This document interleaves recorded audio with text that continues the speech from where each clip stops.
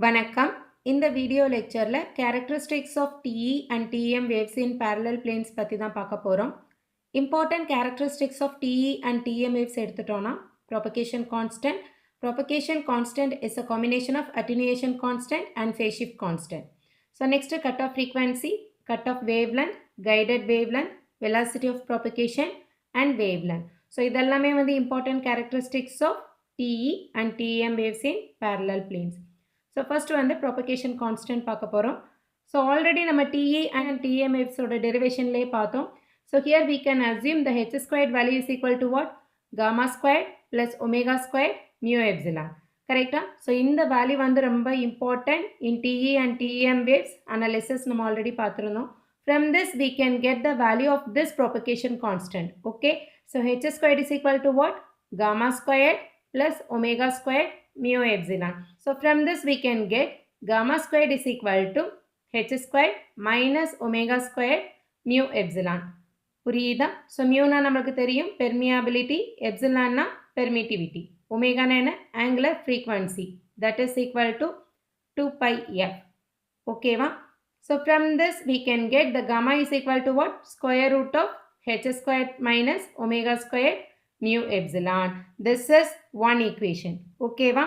So we have already derived the value of this h as m by E. Correct? So இங்க TE and TM waves ஓட field components derive பண்ணும்போது we have obtained this h value as m by E. Here we can substitute this value in this gamma equation.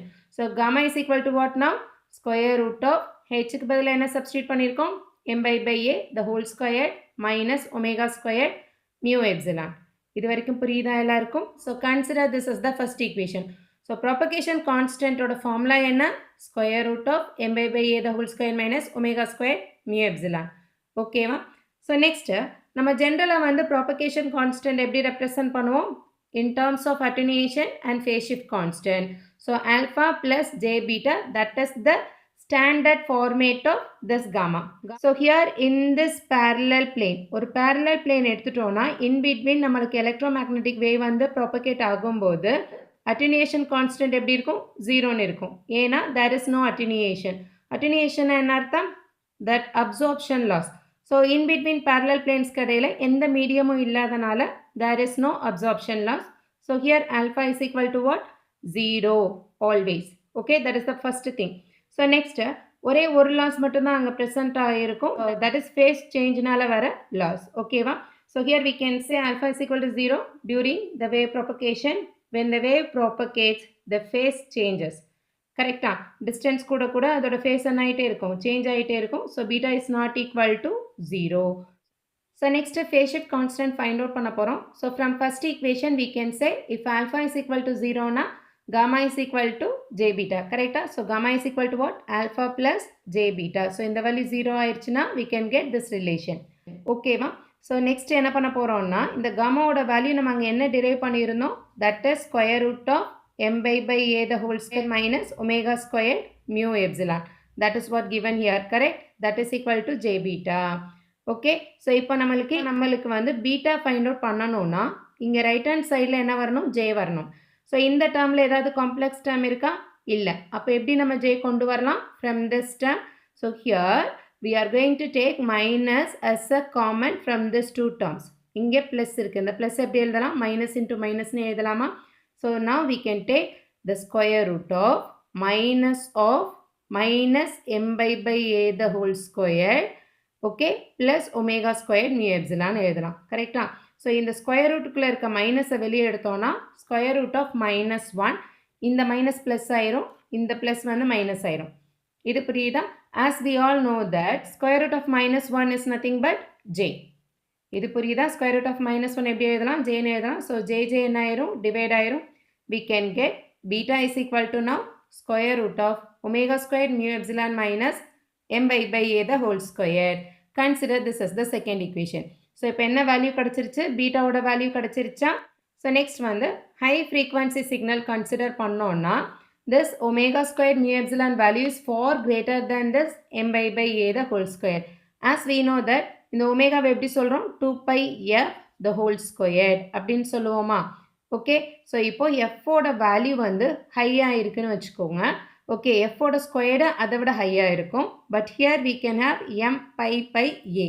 இந்த ஏயோட value என்ன?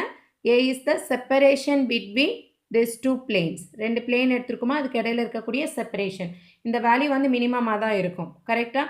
So when the frequency is high, this value is far greater than this m by a. So this is negligible one. So in the value negligible one, we can ignore it. We can get square root of omega squared into mu epsilon. So at high frequency, phase shift constant oda formula enna? Omega into square root of mu epsilon. Idu puriyudha ellarukkum? So next one enna find out panna porom? Cut off frequency. Okay. So cut off frequency na enna artham appdinu edutittingana, there is one frequency. Or frequency la, okay, so we can consider there is one frequency. Okay. So the system, any system, you can system can operate only at and above this cutoff frequency. Below the cutoff frequency, it doesn't work. Okay, so it is the frequency at which the wave motion ceases. That is why up to this there is no wave motion. Okay, after this frequency there is a wave motion. So that frequency is known as cutoff frequency. So at cutoff frequency we can say f is equal to fc. So cutoff frequency பொறுத்த வரைக்கும், that is the frequency where there is no loss. That is very important concept here. Okay, so இதை எப்படி சொல்லலாம்னா, it is the frequency below which there is no wave propagation அப்படின்னு சொல்லலாம். இல்லைனா above which the wave propagation occurs. இது புரியுதா எல்லாருக்கும்? Next we are going to find out the cutoff frequency using propagation constant. ஏன்னா cutoff frequencyல propagation constant ஓட value என்ன? 0. Okay, so here we know that gamma is equal to beta is equal to 0. So directly we can take that second equation, beta is equal to square root of omega c squared mu epsilon minus m by a the whole square is equal to 0. So எதுக்காக இங்க omega c போட்டிருக்கோம் தெரியுதா? When the frequency f is equal to fc, its value becomes 0. So இந்த கண்டிஷன்றனால இங்க என்ன represent பண்றோம்? omega c னு போடுறோம். Okay, cut off angular frequency. So next என்ன பண்றோம் அப்படின்னு எடுத்துட்டீங்கன்னா, ஸ்கொயர் பண்றோம் ரெண்டு சைடும். ஸ்கொயர் பண்ணோம்னா என்ன ஆயிரும்? The square root போயிரும். We can get omega c squared mu epsilon minus m by a the whole square is equal to 0. So இந்த மைனஸ் இங்க வரும்போது பிளஸ் ன்னு வந்துரும். Next we want to find out the frequency. So we can keep this omega c here. Remaining term இந்த ரெண்டு டேர்மையும் next side கொண்டு போகும்போது எப்படி கொண்டு போறோம்? டினாமினேட்டர்ல கொண்டு போறோம். So omega c squared is equal to what? 1 by mu epsilon into m by a the whole square. Okay, நம்மளுக்கு என்ன வேணும்? ஒமேகா சி வேணும். அப்போ என்ன பண்ணுறோம்? ரெண்டு சைடும் ஸ்கொயர் ரூட் எடுக்க போகிறோம். ஸ்கொயர் ரூட் எடுத்தால் என்ன கிடைக்கும்? 1 by square root of mu epsilon. இந்த ஸ்கொயர் ரூட் எடுக்கும்போது இந்த ஸ்கொயர் டேர்ம் போயிடும். we can get 1 by square root of mu epsilon m by a. Okay, omega சிவை நம்ம எப்படி ரெப்ரசன்ட் பண்ணலாம்? 2 pi fc. ஓகேவா? ஸோ இப்போ நெக்ஸ்ட் என்ன பண்ணுறோம்? இந்த 2 பையை இந்த சைடு கொண்டு வரும்போது டினாமினேட்டரில் வரும். So fc is equal to what now? 1 by 2 pi square root of mu epsilon into m by a. So இந்த பையன் என்ன ஆயிரும்? டிவைட் ஆயிரும். We can get the cutoff frequency fc is equal to m divided by 2a square root of mu epsilon. So இந்த 1 by square root of mu epsilon, இங்க இருக்க 1 இருக்க மேல நியூமரேட்டர்ல.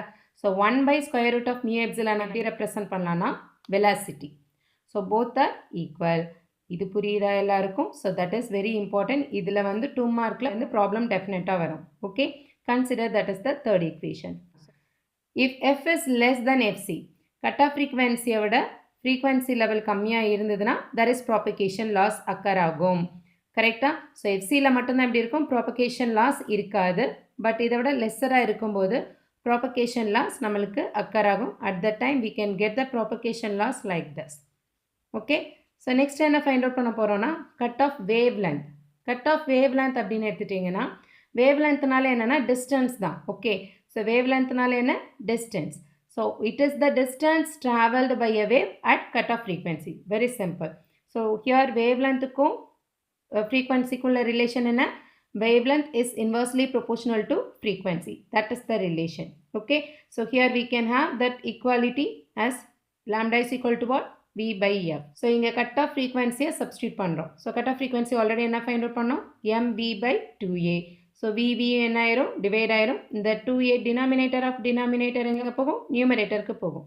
Then we can get lambda c is equal to 2a by m in terms of meter. So இதெல்லாம் ரொம்ப important formula. இந்த formulas use பண்ணி ப்ராப்ளம்ஸும் solve பண்ணுவோம். ஓகே, ஸோ நெக்ஸ்ட் வந்து கைடட் வேவ் லென்த்னா என்னென்னு பார்க்கலாம். ஸோ கைடட் வேவ் லென்த் எப்படி represent பண்ணுறோம்? Lambda suffix G. So it is the distance traveled by a wave with the phase shift of 2 pi radians. So already நம்ம பார்த்தோம் இல்லையா, distance traveled by a wave at the cutoff frequency lambda c ன்னு சொன்னோம். Here we can consider the wave with a phase shift. ஓகேவா? So that is what guided wavelength. So இது எப்படி represent பண்ணுறோம் அப்படின்னா lambda g is equal to 2 pi by beta. Okay, so இங்கே பீட்டாவோட value நம்மளுக்கு என்ன தெரியும்? Square root of omega square mu epsilon minus pi by a the whole square. At high frequency this value is negligible 1. So we can get beta is equal to what? Omega into square root of mu epsilon. So in the value inga substitute pannomna we can get this omega is nothing but 2 pi f. So 2 pi into pi n airum divide airum. We can get that value as 1 by f square root of mu epsilon.